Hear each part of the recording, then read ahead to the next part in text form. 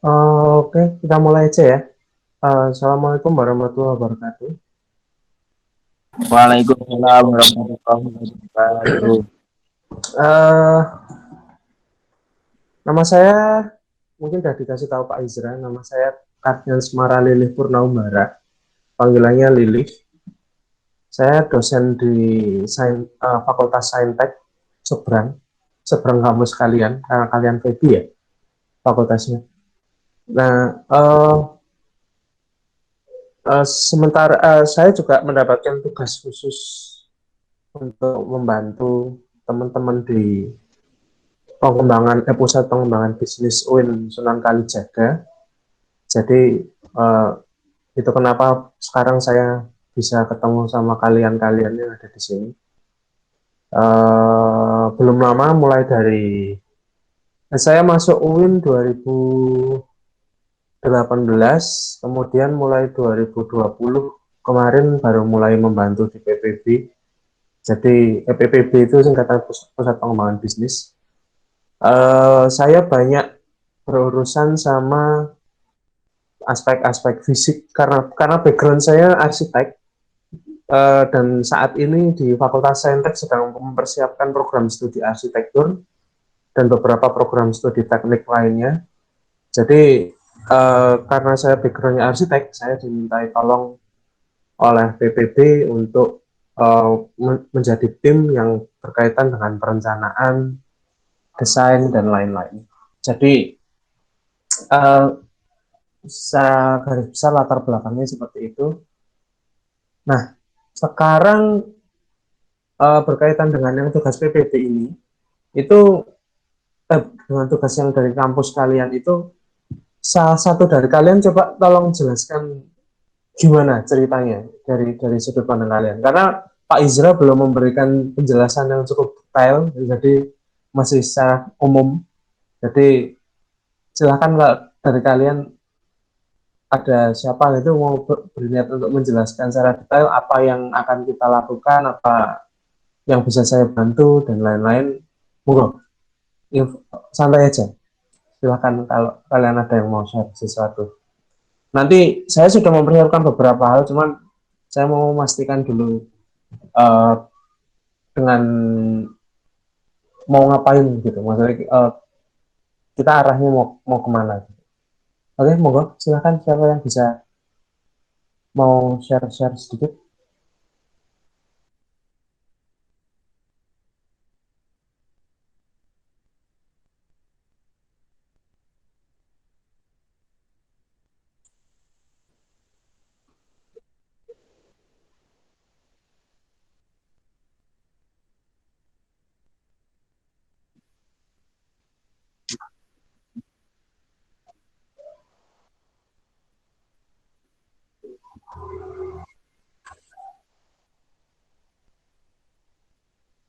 Ya, ya, ya.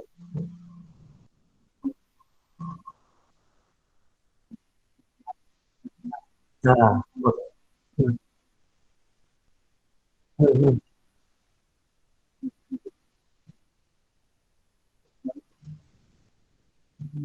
Oke. Oke, oke. Oke, berarti masih apa sejalan sama yang saya ketahui. Maksudnya saya masih meraba-raba memang. Maksudnya karena memang belum dijelaskan secara detail, tapi alhamdulillahnya masih sejalan sama apa yang saya tangkap secara garis besar. Oke, berarti ya karena jadi saat ini PPB ada beberapa rencana pengembangan bisnis bagi UIN. Salah satunya kalau kalau food court gitu ya. Kalau untuk peletakannya, rencana sementara adalah menggunakan bawah masjid, jadi revitalisasi penggunaan area bawah masjid itu. Uh, Secara garis besar itu dan beberapa proyek pengembangan lainnya kayak merchandise center, terus habis itu ada akuisisi pom bensin dan lain-lain. Nah, uh, saya share saya share screen sebentar ya. Sebentar.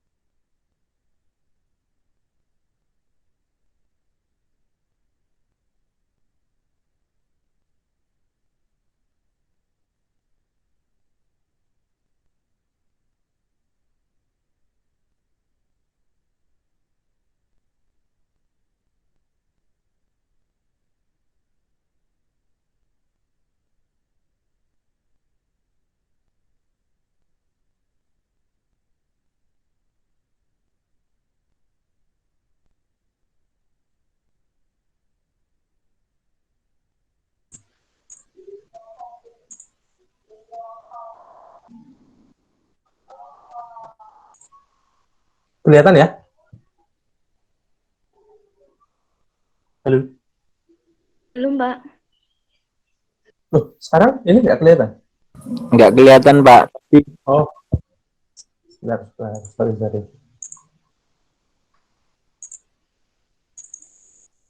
Oh ya, udah ya kelihatan ya.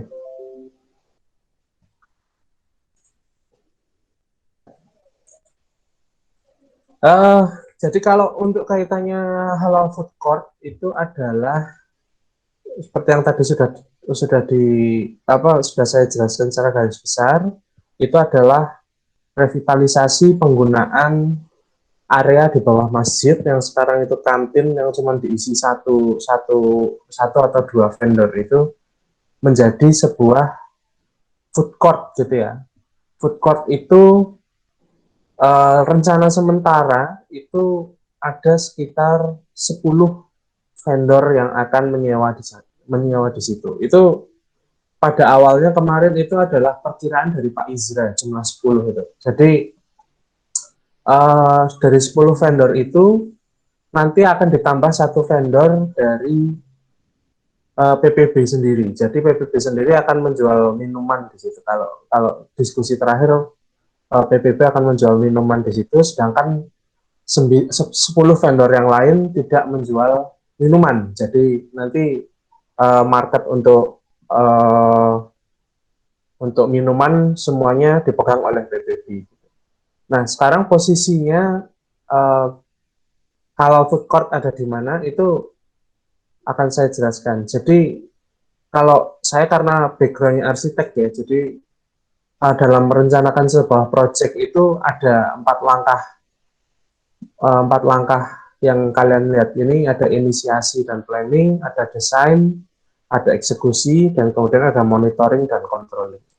Nah, kalau suka food court itu dia sebenarnya ada di ranah inisiasi, planning, dan desain. Kalau untuk eksekusinya, nanti biasanya kita masih ada approval yang harus dilaksanakan sebelum itu benar-benar bisa diwujudkan atau dibangun. Nah, di tahap inisiasi dan planning itu yang akan dilakukan pada tahap ini adalah survei dan analisis site. Survei itu mungkin dari pesaing-pesaing yang ada di sekitarnya, mungkin di sekitar UIN dan lain-lain. Terus analisis site itu yang ada di lingkungan site masjid itu sendiri. Tujuannya untuk apa? Untuk mendapatkan gambaran mengenai potensi-potensi yang ada di sekitar sana. Kemudian ada juga visibility study, itu juga penting untuk dilaksanakan di tahap inisiasi dan planning, karena itu akan memberikan gambaran bagi stakeholder atau baik itu PPB ataupun UIN Sunan Kalijaga secara lembaga, untuk memberikan keputusan mengenai bisnis ini layak untuk dijalankan atau tidak. Biasanya pada tahap ini juga ada budget. Jadi ada perkiraan budget awal. Perkiraan budget awal itu adalah berapa investasi yang harus dilakukan untuk mewujudkan suka food court, halal food court ini. Kemudian yang kalian tadi sudah sampaikan ke saya, yaitu ada strategic plan atau juga bisa juga ada juga business plan yang lebih lengkap. Itu merupakan bagian dari inisiasi dan planning itu sendiri. Kemudian juga financial projection, jadi berkaitan juga sama budget tadi, kapan dia akan balik modal dan lain-lain, itu untuk mengambil dasar pengambilan keputusan bagi PPB ataupun UIN Sunan Kalijaga dalam tingkat lembaga yang lebih besar. Nah, ini recommendation, dan kalau recommendation itu seperti yang tadi saya bilang, jadi visibility study kan memang pada dasarnya untuk mengetahui kelayaan sebuah bisnis atau sebuah project gitu ya. Nah, itu bisa jadi tidak layak gitu kalau kita ngomongin idealnya memang visibility study untuk memberikan tentang seberapa layak atau enggak gitu kan. Makanya bisa jadi tidak layak gitu. Kalau memang kalian misalnya nanti ada yang membuat visibility study berkaitan dengan project suka halal food court ini, itu ya monggo aja. Kalau memang pada akhirnya tidak layak, ya nggak usah dilayak-layakin gitu, daripada nanti apa namanya investasi yang sudah dikeluarkan siapa tahu malah memperburuk kondisi keuangan yang dimiliki oleh sebuah lembaga atau investor. Dalam hal ini UIN. Ya. Lalu dari rekomendasi itu nanti diterjemahkan dalam TOR. Nah, TOR ini TOR ini berkaitan dengan kalau di level ini misalnya kapasitas, misalnya sebenarnya jumlah vendor berapa itu juga termasuk dalam TOR. Jadi kalau ingin balik modal yang optimal gitu, BEP-nya kapan itu bisa ditemukan. Oh, kita harus menyewakan 10 vendor itu nanti tertuang dalam TOR-nya, dalam hasil akhirnya rekomendasinya itu, rekomendasi dan TOR-nya itu. Kalau seperti yang tadi sudah saya ceritakan, sementara ini kita memproyeksi dari Pak Izra itu memproyeksikan ada direncanakan ada 10 vendor yang akan disewakan di bawah masjid itu tadi. Cuman angka 10 ini sebenarnya bisa dirubah, tidak kaku gitu ya.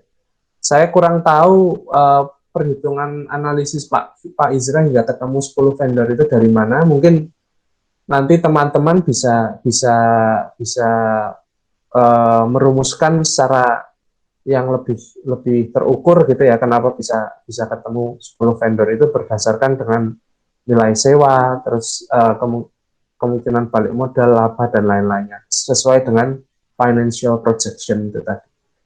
Nah, TOR ini kemudian biasanya menjadi pegangan di tahap desain. Jadi setelah TOR keluar itu di tahap desain itu ada preliminary design dan technical design. Jadi preliminary design itu desain awal, cuman sekedar untuk kita bagaimana melayout ruang bawahnya itu dan lain.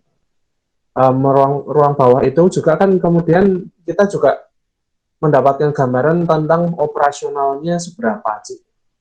Apabila kita pengen sebuah food court yang minim biaya operasional misalnya, itu bisa jadi tetap didesain terbuka seperti sekarang tanpa AC misalnya. Lalu kemudian kalau misalnya nanti kita mau bikin yang agak mewah dikit dengan konsekuensi ada biaya operasional yang lebih besar, bisa digunakan dengan AC. Nah itu kan semua merupakan terjemahan dari financial projection, karena harusnya biaya operasional itu tertuang di financial projection itu tadi kan. Nah, preliminary design ini kemudian diterjemahkan menjadi gambar yang atau desain yang bisa dijadikan acuan di lapangan. Itu gambar yang sangat teknis. Kalau kalian di ranah di Febi mungkin tidak begitu concern di bagian ini. Di bagian desain ini tidak begitu concern. Biasanya itu dihandle oleh tim tim desain, yaitu biasanya entah arsitek ataupun interior designer gitu ya. Nah, kemudian di eksekusi itu, di tahapan eksekusi itu ada konstruksi atau pembangunan, terus ada manajemen konstruksinya, ada vendornya.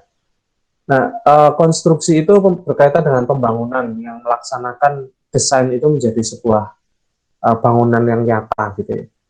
Ini juga kalian biasanya tidak begitu concern di bagian ini dalam konteks FEBI ya, manajemen keuangan terutama. Manajemen proyek biasanya sangat berpengaruh di konstruksi. Jadi biasanya orang sipil yang biasanya di manajemen proyek, teknik sipil. Terus orang manajemen konstruksi juga demikian. Jadi manajemen konstruksi itu yang memastikan kontraktor itu yang membangun ya. Kontraktor itu yang membangun, yang berperan dalam tahap konstruksi itu sebutannya biasanya kontraktor. Nah, yang mengontrol kontraktor biasanya adalah orang manajemen konstruksi. Jadi memastikan desain tadi yang sudah dilaksanakan pada tahap desain itu dokumen technical design tadi itu dilaksanakan sesuai dengan dokumennya, sesuai dengan dokumen yang sudah disetujui. Manajemen konstruksi juga mengkontrol tentang schedule, manajemen konstruksi juga mengontrol tentang spesifikasi material, dan lain-lain. Kemudian biasanya pada tahap eksekusi ini vendor mulai masuk, baik itu misalnya sewa, itu bagaimana mereka bisa menyewa seberapa lama, seberapa luas, itu di vendor. Nanti di tahap eksekusi itu biasanya sudah mulai dibahas. Ini juga biasanya uh, sudah diatur oleh pihak owner biasanya. Dalam hal ini PBB ya, kalau dalam hal suka halal food court ini. Lalu ada juga monitoring dan controlling, ini pasti dari pihak operator atau owner, bisa juga kalau di UIN biasanya tidak ada operator tersendiri, tapi biasanya oleh pihak PPB itu sendiri. Biasanya mereka mengatur operasionalnya. Jadi mulai dari biaya listrik, pembersihan, terus pembersihan rutin, terus perawatan, kalau misalnya building maintenance, misalnya ada keramik rusak, ada bocor, dan lain-lain, itu operasional, monitoring dan controlling. Dari segi ekonomi biasanya juga cash flow, belanja dan lain-lain, itu biasanya di tahap operasional. Nah, sekarang Suka Halal Food Court itu masih di tahap ini, inisiasi dan planning dan desain. Kemudian tahap keduanya desain. Jadi di dua tahap ini Suka Halal Food Court saat ini masih berkutat di situ. Jadi ada sebenarnya kalau sekarang dari input-input yang sudah ada dari Pak Izra kemarin, saya sudah mulai bikin preliminary design. Cuman kembali lagi, kemarin memang Pak Izra bilang belum ada analisis yang mendalam mengenai tor yang diberikan ke saya. Mungkin di situ nanti posisinya teman-teman bisa mengisi di situ. Nah, jadi dari planning tadi itu biasanya dari planning dan desain itu ada approval yang dilakukan sebelum melaju ke tahap berikutnya. Approval ini biasanya dari tingkat universitas, jadi bukan cuma PPB, justru malah atasnya PPB lagi. Jadi biasanya entah itu bagian rumah tangga, bagian perencanaan, dan lain-lain. Nah, itu jadi sementara yang bisa kita lakukan adalah yang bisa PPB lakukan adalah mempersiapkan substansi yang digunakan menjadi pertimbangan pihak owner atau UIN Sunan Kalijaga dalam pengambilan keputusan dalam proses approval itu tadi. Nah, stakeholder-nya adalah dalam proses inisiasi dan planning itu ada PPB, Winsuka. Mungkin nanti teman-teman bisa membantu di sini kalau dari penangkapan saya, mulai dari strategic planning, feasibility study, dan lain-lain, hingga nanti bisa diterjemahkan dalam TOR, itu nanti dari tahap inisiasi dan planning ini. Kemudian kalau di tahap desain, itu bukan di ranah terutama kalian ya yang backgroundnya adalah manajemen keuangan, fakultas ekonomi dan bisnis, itu biasanya tidak tidak banyak atau malah tidak sama sekali cawe-cawe atau apa ya, cawe-cawe tidak campur tangan dalam tahap desain, karena itu memang seperti yang sudah saya bilang tadi, arsitek dan interior designer. Posisi saya di situ, jadi posisi saya membuat preliminary design, gambaran awal sebelum nanti jadi bahan approval bagi UIN, bukan cuma PPB tapi UIN. Nah,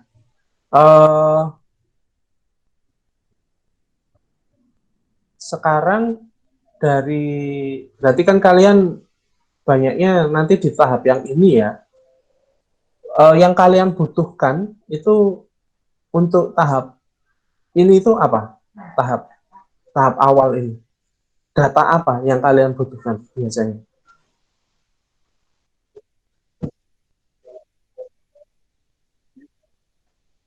Gimana? Iya, boleh. Nah, berarti kalian apa? Kan kalian otomatis kan apa ya, list, kalian buat list dulu gitu kan, atau gimana?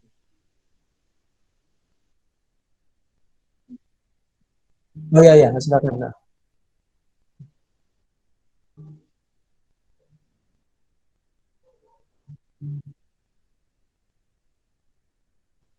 oke.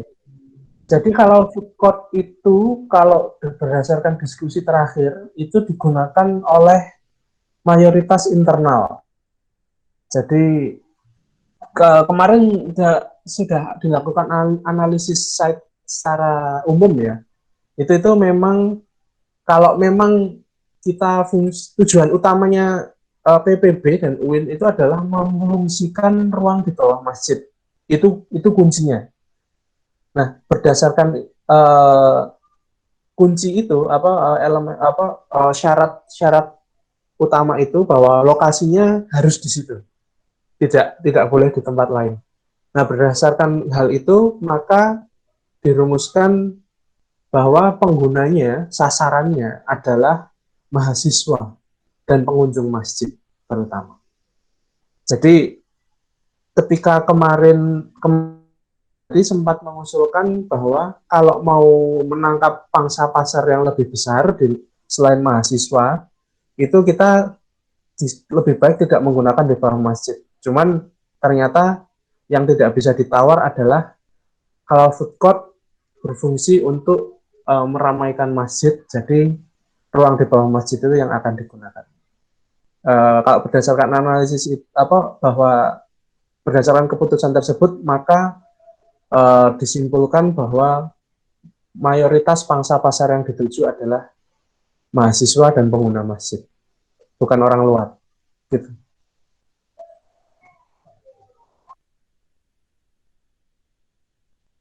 Nah, kalau kaitannya pemasaran itu kemarin teman-teman PPB, kami dan teman-teman PPB juga sedang menggodok sistem seperti uh, marketplace itu, uh, lewat aplikasi ya, kayak Bukalapak.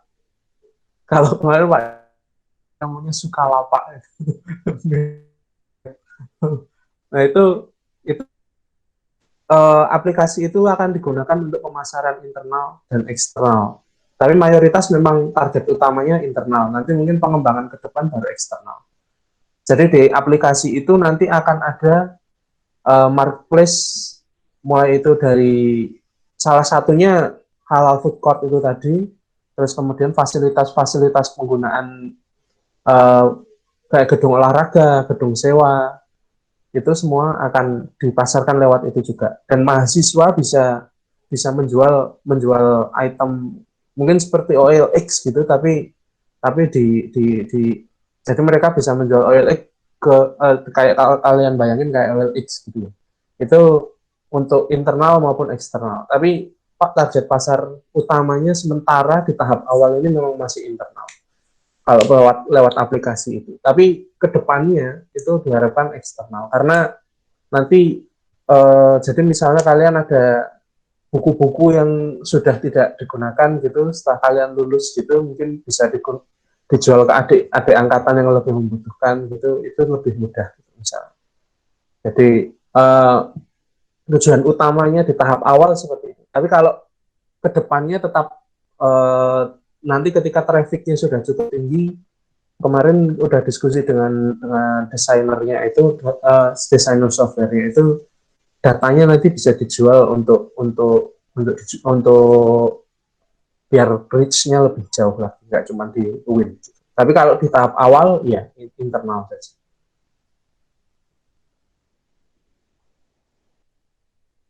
Hmm. Hmm. Hmm. Hmm. Oke. Okay.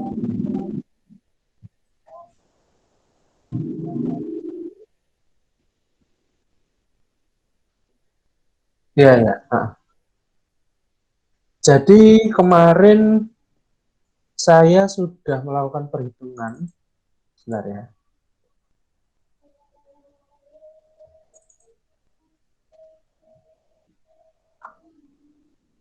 Saya share ya. Nah, ini saya nggak share apa-apa ini atau masih share? Belum kelihatan Ya. Pak. Ini saya kemarin sudah melakukan proses perhitungan. Ini sebenarnya proses yang cukup standar di arsitektur. Jadi namanya program ruang. Jadi kemarin hasil diskusi dari Pak dengan tim itu baik Pak Isra maupun Pak Yayan dan lain-lain itu dimensi satu booth ruang sewa itu 2 kali 3 meter persegi. Satu vendor itu punya ruang 2 kali 3 meter persegi. Nah itu dengan luasan kalau nggak salah 480 meter persegi kalau di bawah masjid itu. Nah, dengan ukuran meja dan lain-lain, meja 4 seat ini yang sudah meja 4 seat yang saya warna oranye ini itu bisa menampung 65 set meja 4 kapasitas 4. Nah, itu kurang lebih kapasitasnya 250-an orang saat itu. Cuman kan kembali lagi sebenarnya kapasitas ini harusnya dibarengi dengan ini kan berpengaruh terhadap proyeksi keuangannya ya. Seberapa besar pemasukan, seberapa besar bagi penyewa itu seberapa menguntungkan itu biasanya nanti dari angka ini biasanya. Cuman gambaran kapasitas secara matematis, secara arsitektural ya, sudut pandang arsitektural saja itu kapasitas yang bisa ditampung itu 250 orang, kurang lebih 250 sampai 260 orang.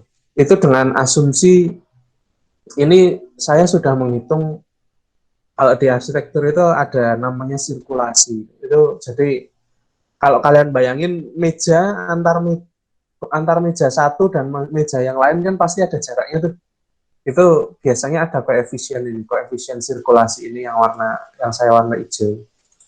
Nah, ini koefisien sirkulasi ini seberapa jauh atau seberapa dekat antar meja itu biasanya ini. Jadi ini kalian nggak perlu tahu detail sih. Maksudnya ini sudah mempertimbangkan itu. Jadi kapasitasnya intinya tadi 250 sampai 260 orang.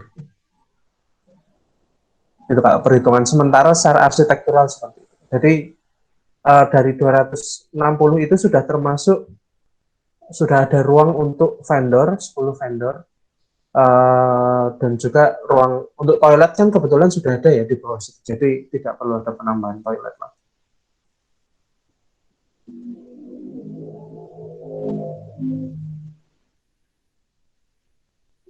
Iya, ya.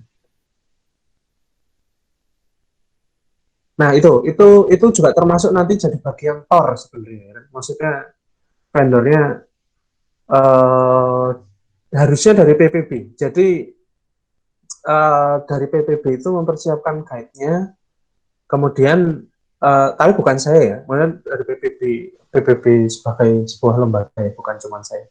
Jadi vendornya seperti apa itu nanti akan dirumuskan bersama oleh PPB harusnya. Termasuk nanti apakah kita perlu strateginya, misalnya kemarin sempat juga diskusi, kalian pernah dengar anchor tenant, istilah anchor tenant? Belum ya? Jadi kalau di mall itu, mall, kalau kalian tahu mall yang baru buka itu, pasti ada anchor tenant. Anchor itu, sebentar, saya tulis ya. Penulisannya seperti ini.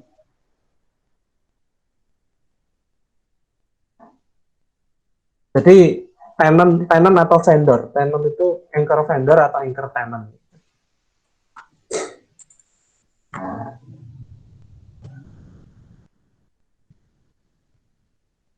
Nah, jadi anchor tenant atau anchor vendor adalah sebuah brand yang besar yang sudah diajak bekerja sama dulu. Jadi kalau vendor yang untuk disewakan ini kan mereka datang ke kita, datang ke PPB sebagai pemilik.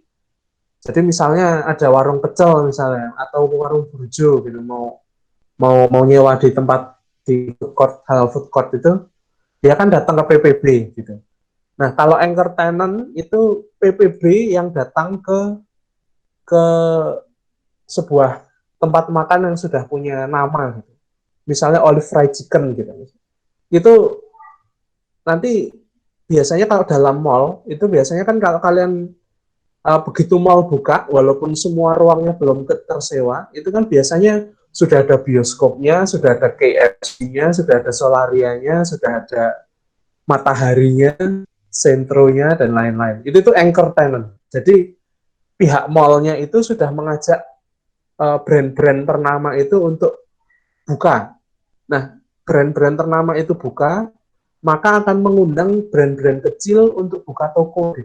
Jadi otomatis nanti ada toko yang lebih kecil untuk, wah ini mallnya bakal rame karena ada bioskopnya, ada solarianya, ada mataharinya dan lain-lain.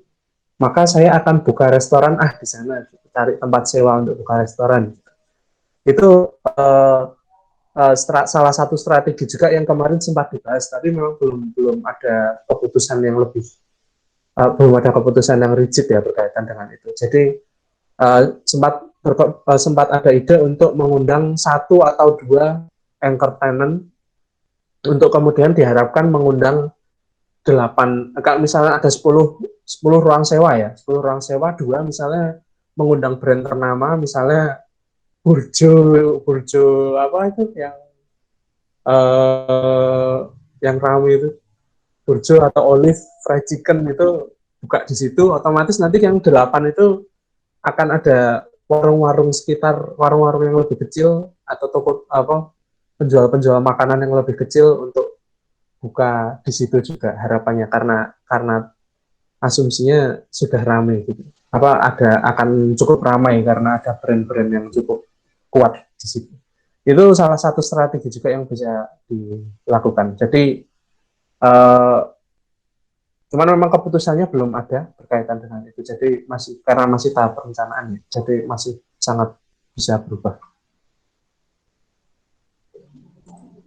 Ada lagi?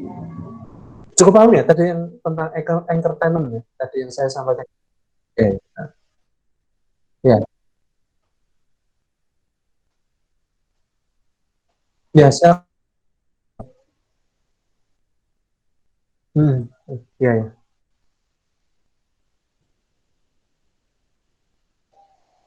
Ini coba saya Pak, share. Ya, ya, gimana? kalau untuk salah satu bentuk promosi yang dilakukan oleh Halal Suka Food Cart itu seperti apa promosinya, Pak? Supaya Oh, jelaskan juga hmm, salah satu ininya kan menarik, salah satu pangsa pasarnya kan untuk mahasiswa. Nah, itu hmm, kan sedangkan mahasiswa kan mesti ada pesaing-pesaingnya kan, kayak hmm, mahasiswa lebih tertarik ke warung-warung sekitar, burjo-burjo hmm, sekitar gitu. Nah, hmm. salah satu strategi dari halal food cart itu untuk menarik mahasiswa tadi untuk membeli datang ke food cart itu seperti apa, Pak? Nah, itu berkaitan, jadi kami sempat membahas juga tentang, saya sedang berusaha mikir menjelaskan tanpa masuk ke ranah arsitektural, Pak. Jadi akan lebih mudah dipahami. Jadi dalam sebuah universitas, bukan cuma universitas, kawasan dalam hal ini universitas ya, itu ada dua aspek yang harus direncanakan, yaitu wadahnya atau bangunannya yang sedang kita lakukan di Suka Halal Food Court itu bangunannya. Jadi luasnya berapa, vendornya berapa, itu kan bangunannya. Tapi ada yang tidak kalah penting adalah cara penggunaannya. Jadi bukan elemen fisiknya tapi manajemennya. Jadi uh, buka jam berapa itu tuh terkait dengan manajemen. Jadi nah, salah satu strategi yang pernah kami bahas itu adalah tidak cuma menghidupkan tempatnya, tidak cuman memikirkan wadahnya, tapi juga cara penggunaannya, yaitu akan mengadakan event-event di bawah situ. Kan sekelilingnya area masjid itu kan tanah lapang ya, cuman paving aja ya. Nah, bisa jadi nanti suka food court itu melakukan ekspansi ke ruang-ruang outdoor yang ada di sekelilingnya. Jadi kayak ruang makannya nggak cuma di bawah masjidnya itu aja. Jadi ada ruang makan outdoor, sama nanti ada ruang-ruang untuk komunitas bisa melakukan kegiatan. Itu misalnya komunitas seni nanti bisa latihan di situ, melakukan pagelaran di situ. Itu akan dimanage juga oleh PPB. Jadi event-event itu akan diadakan reguler biar semakin banyak orang, semakin ada orang itu akan, kalau di arsitektur ya itu ada teori bahwa satu orang akan mengundang orang lainnya. Jadi dalam sebuah ruang publik itu kalau ada komunitas di situ yang melakukan aktivitas aktif, itu maka akan mengundang komunitas-komunitas lainnya untuk beraktivitas di situ juga. Jadi harapannya ketika nanti misalnya ada event-event yang digelar reguler oleh PPB, misalnya akan mengadakan lomba musik misalnya atau pagelaran seni kayak puisi, pameran seni lukis misalnya dan lain-lain, kaligrafi, itu nanti ketika itu sudah eventnya digelar secara reguler, maka area sebutannya itu vitalitas sebuah ruang dalam kampus itu akan semakin tinggi. Itu harapannya akan memberikan impact positif terhadap tingkat penjualan. Itu yang di level manajemen ya, manajemen penggunaan ya. Jadi manajemen penggunaan juga dari manajemen penggunaan itu kemudian dari level yang pendukung-pendukung lainnya kayak tadi melalui aplikasi, melalui Sukalapak itu yang sebenarnya namanya Sukalapak, tapi masih belum tahu nanti jadinya apa. Melalui aplikasi itu juga diharapkan memperluas pasar juga kan. Tapi kalau dari segi yang lebih substantif itu memang manajemen penggunaan. Jadi manajemen penggunaannya dipastikan mendukung bawah masjid itu menjadi ramai gitu.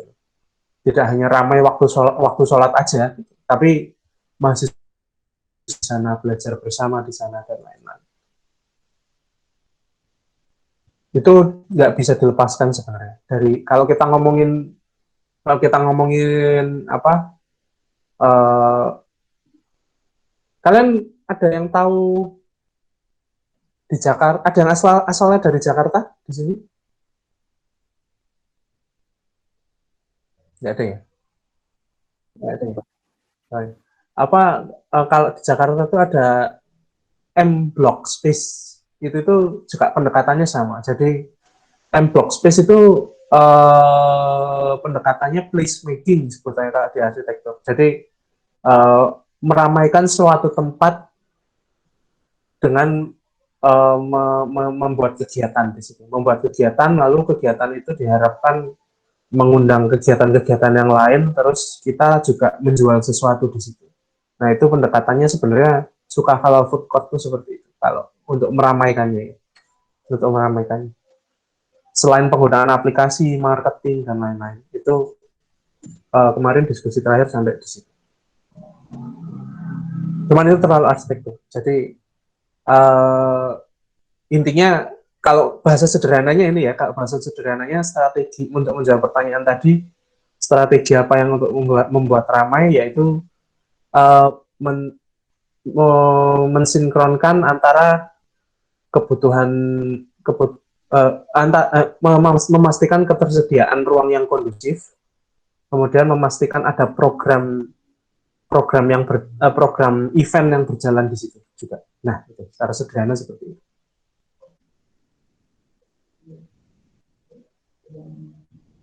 Tapi masih rencana. Iya, Pak. Karena masih perencanaan memang. Baik, Pak. Terima kasih. Terus untuk tantangan yang dihadapi oleh Suka Halal Food Court. Kalau tantangan kebanyakan itu berkaitan sama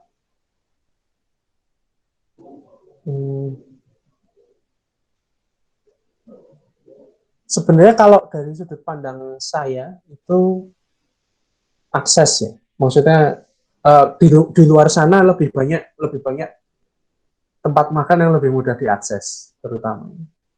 Jadi apa namanya? Kalau kita ngomongin konteks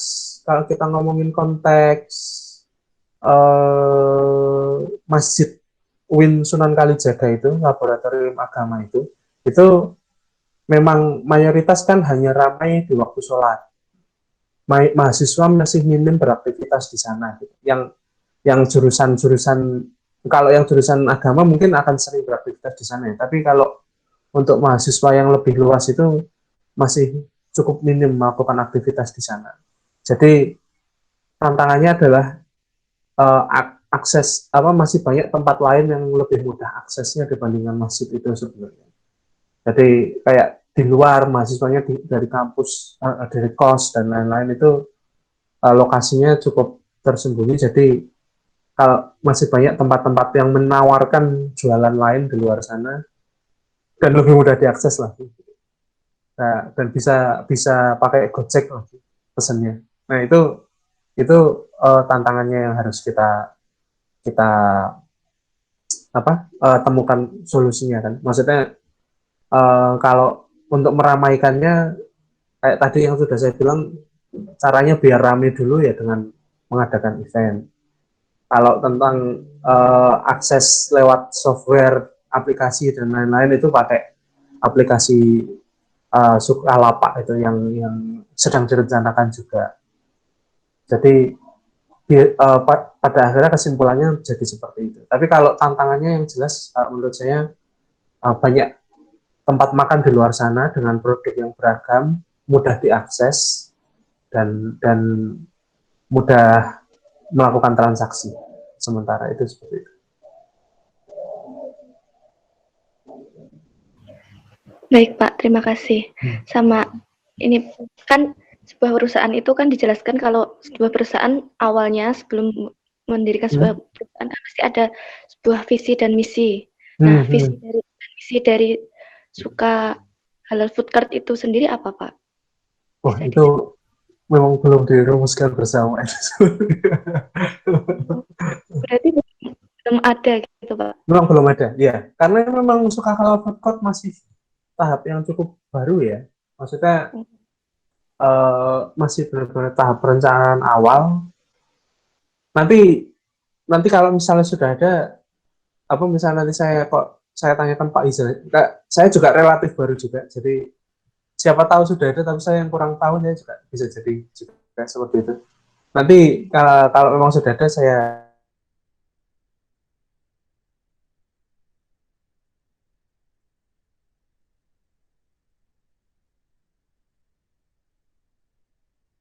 berapa kelompok sih dari 12 orang itu?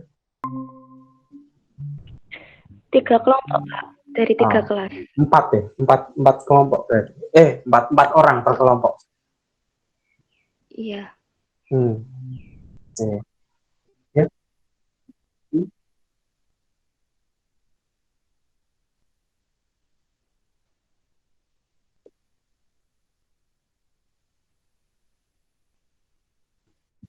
Iya, bisa. Ya, memang termasuk ujung pangkal pengembangan aplikasinya itu aplikasi Sukalapak, anggaplah Sukalapak ya namanya. Walaupun itu cuma nama celetukan, tapi memang belum ada nama resmi. Dari pengembangan paling akhir itu adalah kita bisa menggunakan uang digital kita sendiri, harapannya ke depannya. Salah satu ujung paling jauh. Cuman kan memang cukup jauh ya, itu tahap itu cukup jauh. Tapi memang itu salah satu milestone yang diharapkan akan kita capai. Cuman kalau pemakaian QR code yang QRIS itu ya, itu juga pasti karena memang itu program pemerintah ya. Menurutnya memang kalau nggak salah pemerintah kan mengutus ada setiap usaha kecil maupun besar itu bisa melakukan pembayaran menggunakan menggunakan scan QR itu ya. Dan memang karena memang praktis, apalagi dengan isu new normal dan lain-lain itu memang menjawab menjawab beberapa kekhawatiran. Nah itu memang ujung paling pangkalnya, ujung dekatnya itu memang kita akan menggunakan itu. Tapi ujung paling jauhnya adalah kita nantinya akan setelah itu kan perlu nanti ada pengawasan dari OJK kalau nggak salah, kalau kita punya uang digital sendiri. Cuman itu salah satu milestone yang sempat sempat dibahas bersama sih kemarin. Tapi memang masih sangat jauh. Sekarang sedang di tahap perencanaan aplikasinya, rancang bangun aplikasinya itu sudah dimulai. Cuman memang akan launching nanti mungkin ketika mahasiswa sudah aktif juga ya targetnya. Maksudnya karena sekarang mungkin pada masih di rumah masing-masing juga, di kota masing-masing juga kan bisa. Jadi memang uh, harapannya aplikasi dan hal food court ini nanti akan berjalan full running ketika mahasiswa sudah mulai masuk.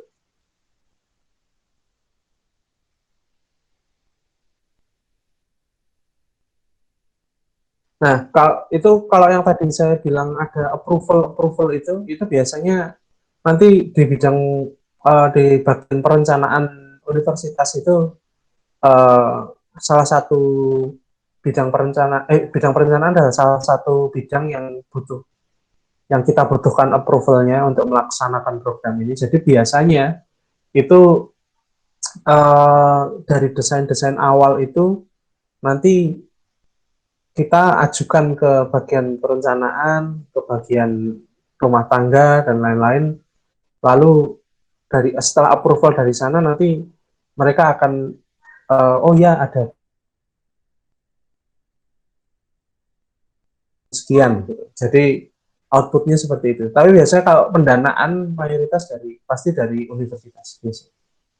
Nah, gitu. Ini sebentar saya share contohnya ya, contoh ini karena Sukakal Food Court itu masih tahap yang sangat awal, jadi memang belum ada dokumen yang sangat lengkap gitu. Ini saya berikan contoh project lain di UIN yang sudah cukup, yang sudah selesai gitu ya. Jadi sebentar saya share screen.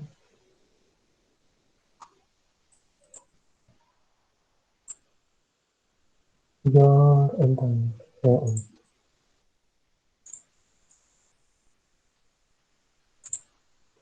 Nah ini juga merchandise center itu juga salah satu program pusat pengembangan bisnis. Cuman ini merchandise center ini dekat pusat bahasa. Kalau kalian lihat settingnya itu menjual merchandise Win, diharapkan nanti untuk mulai dari jaket, merchandise yang official itu jaket, topi dan lain-lain. Sekarang kalau kalian lewat depan PPB itu sudah ada etalasenya kecil itu. Nah itu contoh awal produk-produk yang akan dijual. Nah ini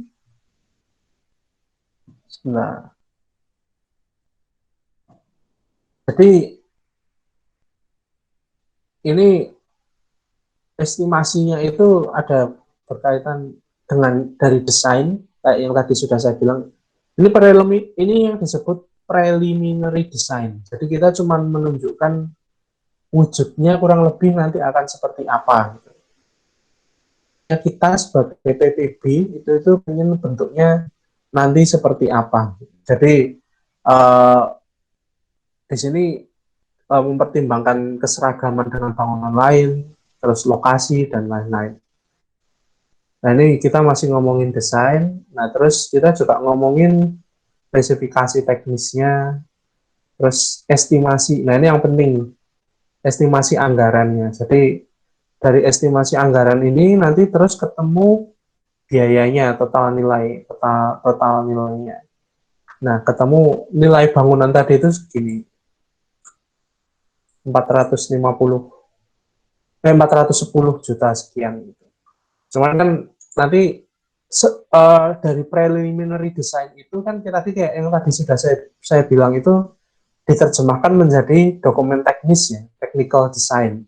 Nah, untuk membuat technical design itu butuh perencanaan arsitektur. Nah, ini ada biaya perhitungan perencanaan arsitekturnya.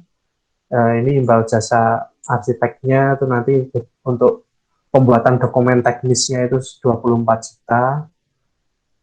Terus habis itu nanti di total 21 juta maaf. Nah, itu terus kemudian di total. Jadi biaya yang dibutuhkan itu 431 juta. Nah, nantinya Sukakawa Food Court akan membuat dokumen serupa juga. Ini cuma untuk gambaran aja. Jadi nanti dokumen dokumen ini kan dijadikan dasar oleh bagian perencanaan atau bagian rumah tangga untuk membuat anggaran di tahun depan, misalnya belum ada anggarannya. Kalau misalnya sudah ada anggarannya ya ya ya alhamdulillah, tapi jarang biasanya. Biasanya harus dibuatkan anggaran dulu melalui RKAKL, kemudian eh, berdasarkan angka itu tadi, lalu biasanya di tahun depan misalnya di 2 tahun lagi atau gimana, nanti tergantung. Keputusannya tetap ada di universitas biasanya.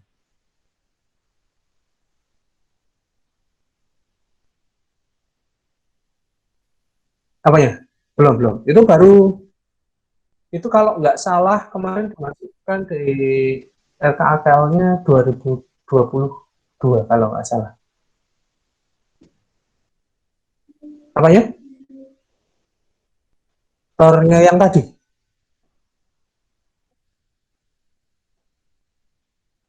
yang halal food court belum belum jadi juga, belum jadi juga. Tor secara formal belum dituliskan, tapi kalau secara secara kayak yang tadi saya bilang Pak Izram, ini nanti 10 vendor, biaya sewanya 10 juta kalau nggak salah. Terus habis itu luasannya 2 kali 3 itu sudah dirumuskan.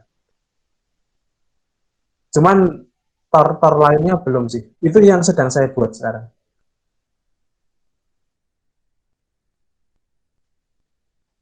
Food court. Hmm, yang apa? Yang food court ya berarti. Kalau food court itu tadi sudah ketemu itu luasan terus ukuran berapa, terus habis itu tor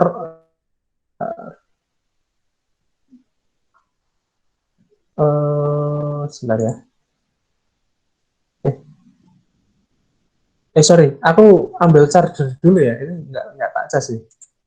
Eh, 5 menit, 2 menit lah. Sebentar. Iya, Bang.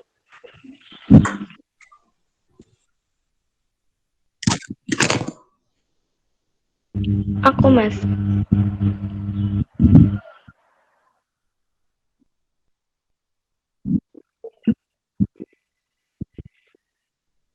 Iya, siap.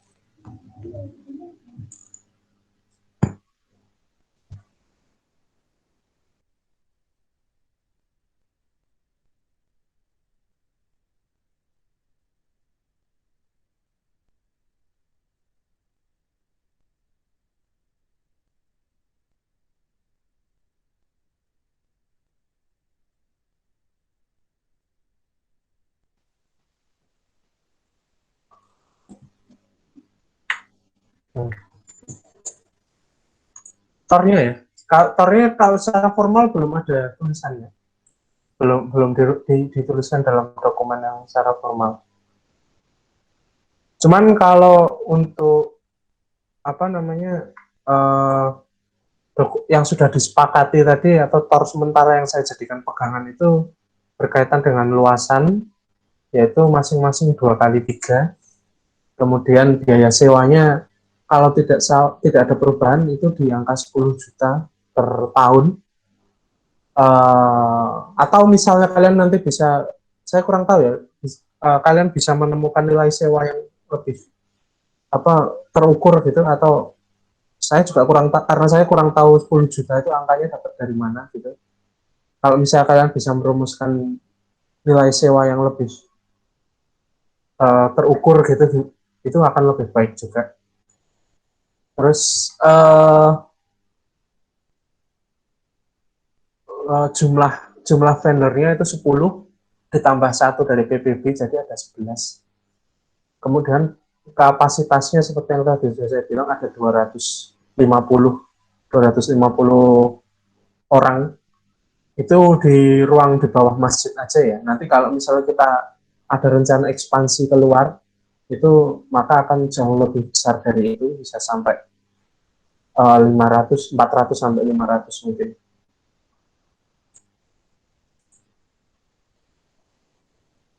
Sementara itu kayak.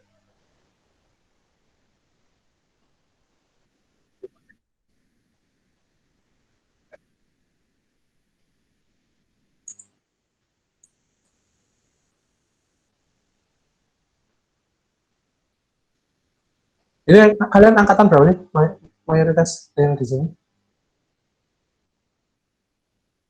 Oke.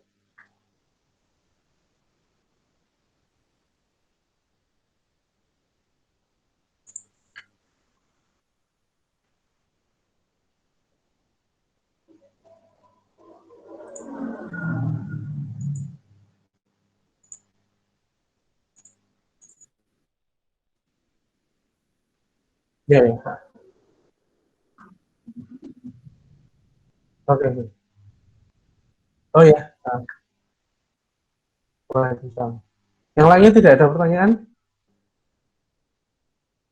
Oh, nggak ada.